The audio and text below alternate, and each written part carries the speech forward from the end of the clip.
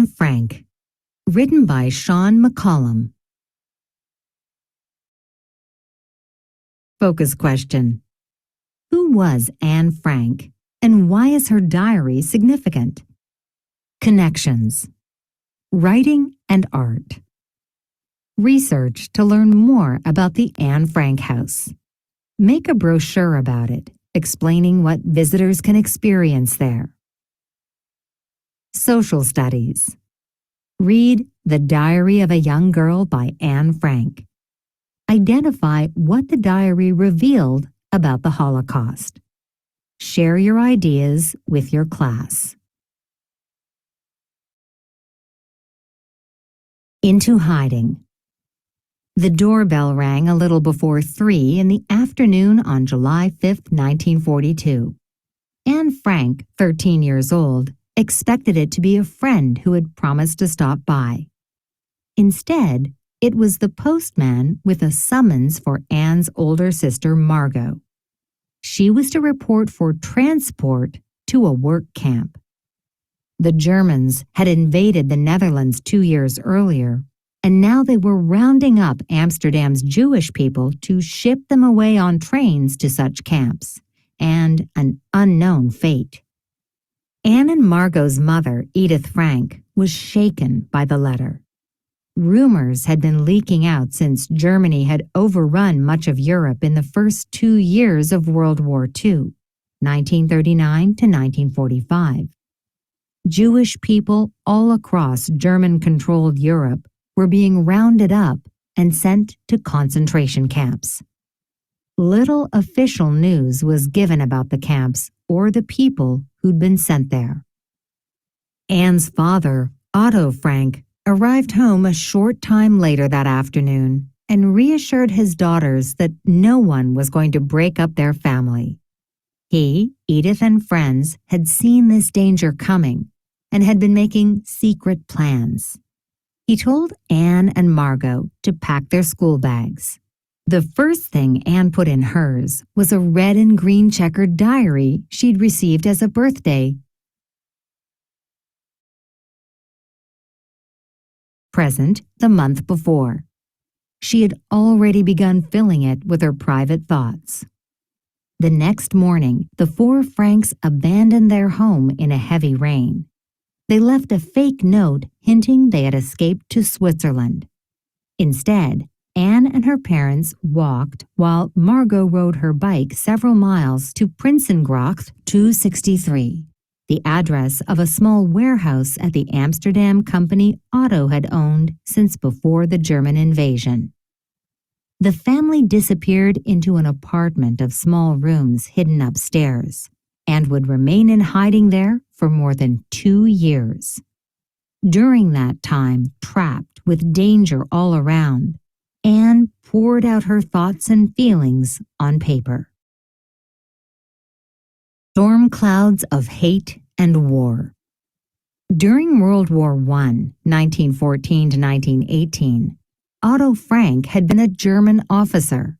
His service was honored with the Iron Cross, a military medal.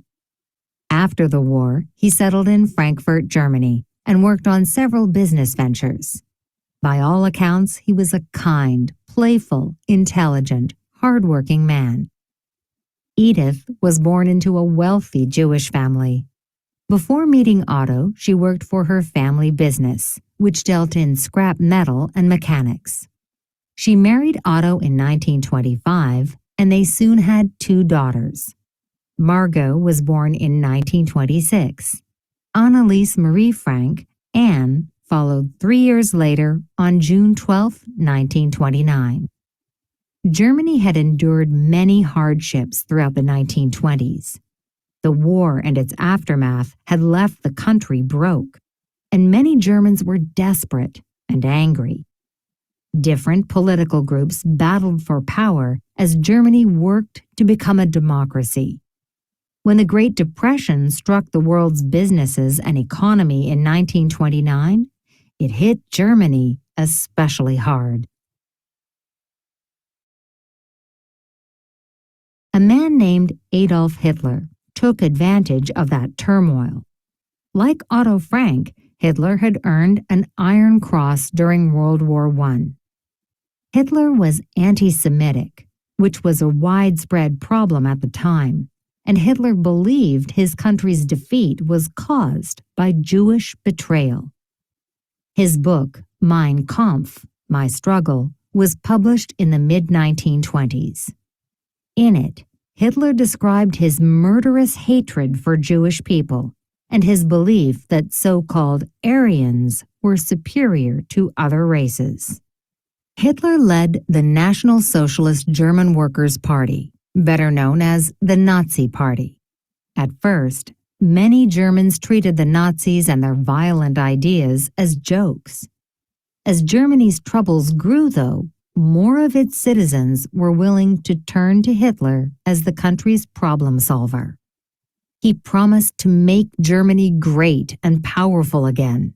He transformed his followers' fears and frustrations into pride and hatred, particularly toward Jewish people. In 1933, the Nazis took complete control of Germany's government under Hitler's totalitarian leadership. Otto and Edith Frank immediately saw the threat the Nazis represented. The Nazis passed more and more laws to take away the property and rights of German Jewish people.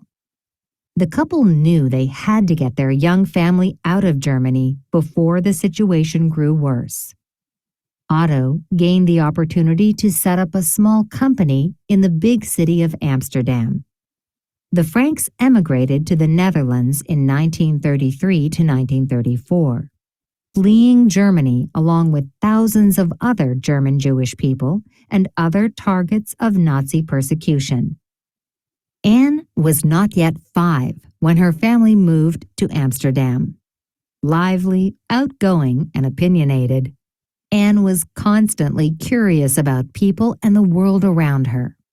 She was too young to understand her parents' worries or their sadness about fleeing Germany, and so she enjoyed a happy childhood in her new home. She liked school, mostly, and her days were filled with friends, ping-pong parties, ice cream, and the love of her family. On September 1st, 1939, Nazi Germany invaded Poland, igniting World War II. Within a year, the German Army and Air Force had conquered the majority of Western Europe. The Netherlands had declared its neutrality, saying it wanted no part in the war, but Germany invaded it anyway.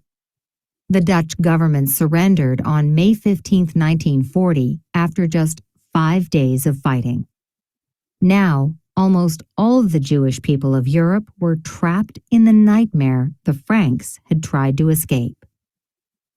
Under Nazi occupation. For 2 years, Amsterdam's Jewish population lived in the open under Nazi occupation. Anne's family went about their days as normally as possible. Meanwhile, Otto Frank tried to use his overseas contacts to arrange for his family to emigrate again, this time to Great Britain, the United States, or Cuba, anywhere they might be safe. Every attempt was blocked or rejected. In 1941, 2 events occurred that gave the Franks hope that Hitler would be unable to sustain his war efforts. Germany invaded the Soviet Union in June. Then, that December, the United States declared war on Germany, creating a powerful alliance with Great Britain and the Soviets. Now, the Franks' lives depended upon how quickly Germany would be beaten back, freeing the Netherlands and the rest of Europe.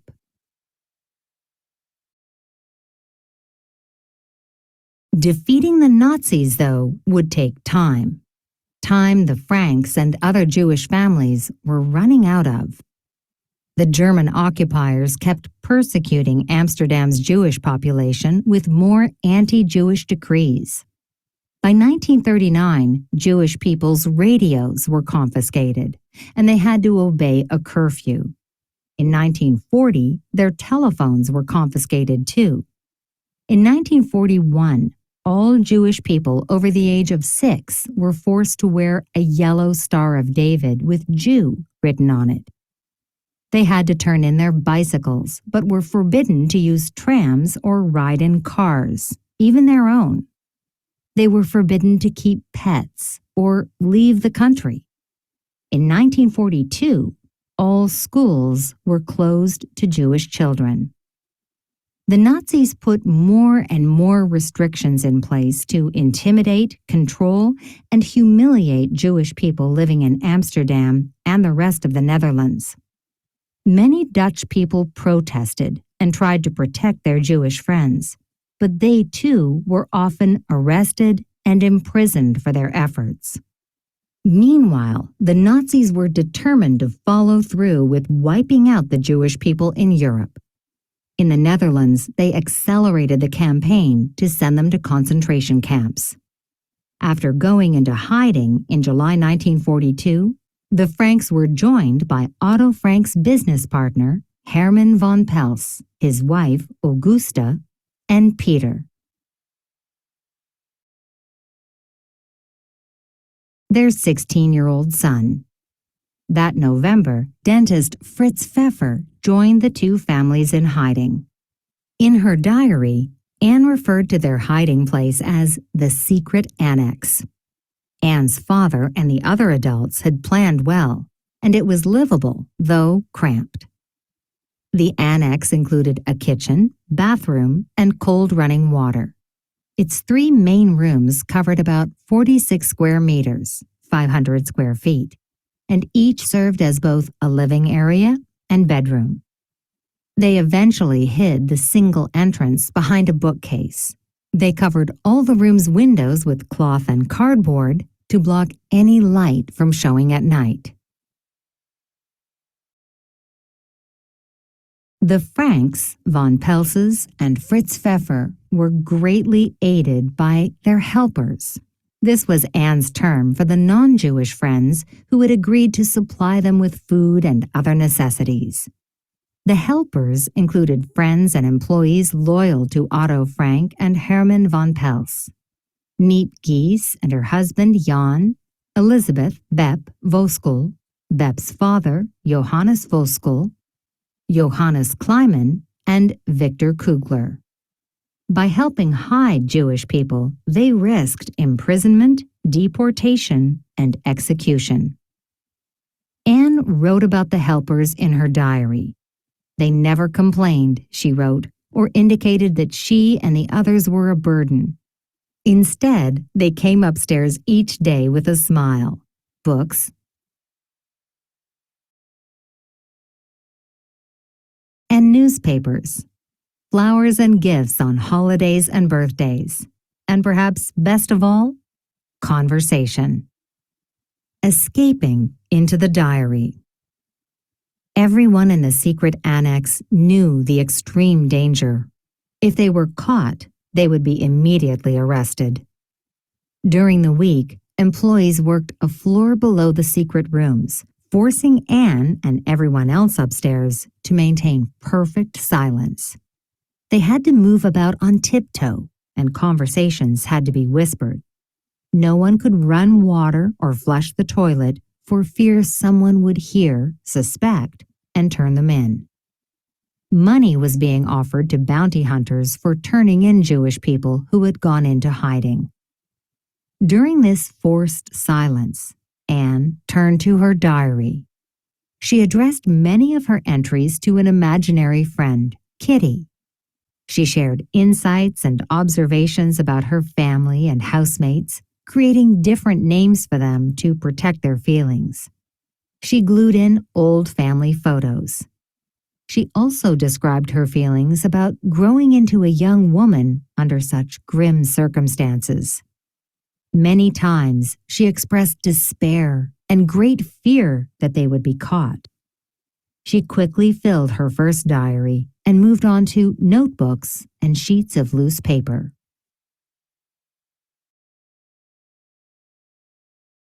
Anne's writing became a way to manage the daily strain, to shake off all her cares and sorrows. She shared dreams of becoming a journalist or maybe an actress.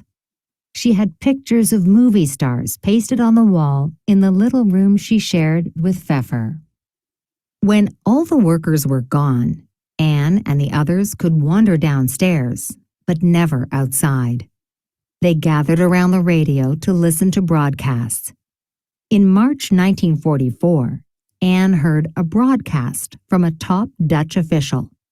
He asked citizens in the Netherlands to write about their experiences under Nazi occupation. These would serve as historical records as well as evidence of Nazi war crimes. Soon after, Anne began to revise her diary entries carefully, as if preparing them for publication. In June 1944, Anne heard welcome news. The Allies had landed a huge invasion force in France, and the Soviet Union was forcing the Germans to retreat in the east. Anne's father began keeping track of the war's progress on a wall map. Hope grew that the Nazis would soon be defeated, and the Franks and their friends in the Annex could return to freedom. Caught. On August 4, 1944, more than 2 years after the Franks had disappeared into the Annex, the secret police raided it. To this day, no one knows for sure how their hiding place was discovered. The German officer in charge forced one of the helpers to lead the police to the hidden rooms. The Franks and the others could do nothing but raise their hands at gunpoint. As well as arresting Anne and her family, the police searched every closet and nook of the secret annex. A Nazi officer dumped out the contents of Otto's briefcase, including Anne's writing, so he could use the briefcase to carry the Franks' valuables. Anne's diary papers were scattered on the floor. Miep Gies, one of the helpers, later gathered them up and put them in a desk drawer. She had every hope of returning them to Anne after the war. In early September 1944, the Franks were shipped to Auschwitz, the Nazis' most infamous concentration camp located in Poland. There, the family was split up. Otto was sent to the men's camp. Edith, Anne, and Margot were sent to the women's camp. The winter cold, illness, tiny amounts of food, and backbreaking work took a terrible toll. Edith did her best to help Margot and Anne, even giving them all her food. However, on November 1st, the girls were separated from their mother. The Nazis sent Margot and Anne to Bergen-Belsen, a different concentration camp in Germany.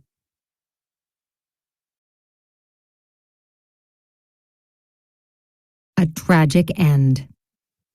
Germany surrendered in May 1945, ending World War II in Europe. Allied soldiers who liberated the concentration camps were horrified by what they found. They saw many signs of the systematic murders that had been carried out there. Most of the survivors were sick, starving, and close to death. Otto Frank survived. He returned to Amsterdam, already knowing his wife had died of starvation at Auschwitz, but he held out hope that Margot and Anne still lived. Soon, though, he received the heartbreaking news from an acquaintance who had known the girls at Bergen-Belsen. They had become sick with typhus and died within a week of each other in February 1945, just weeks before British forces liberated the camp. Anne was just 15 years old. Miep Gies gave Otto Frank the 5 notebooks, along with more than 200 loose sheets of his daughter's writings. Otto took the books and began to read them. Instead of a little girl's musings, he found a moving memoir of her experiences. "I had no idea of the depth of her thoughts and feelings," he later said.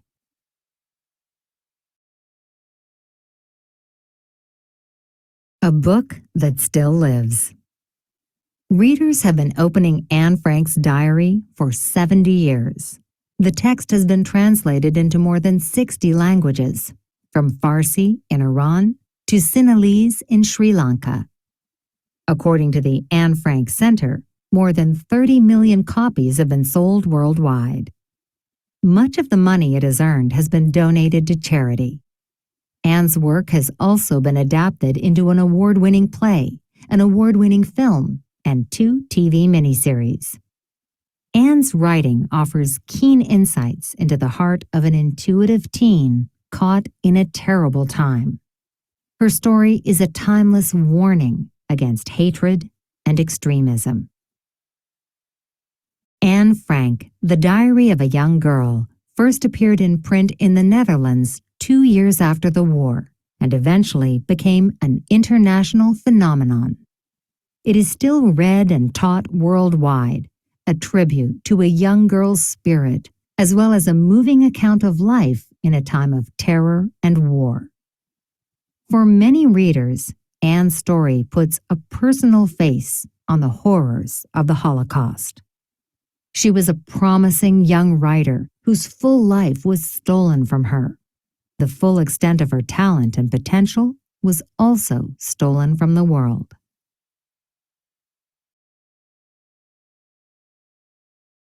Good job!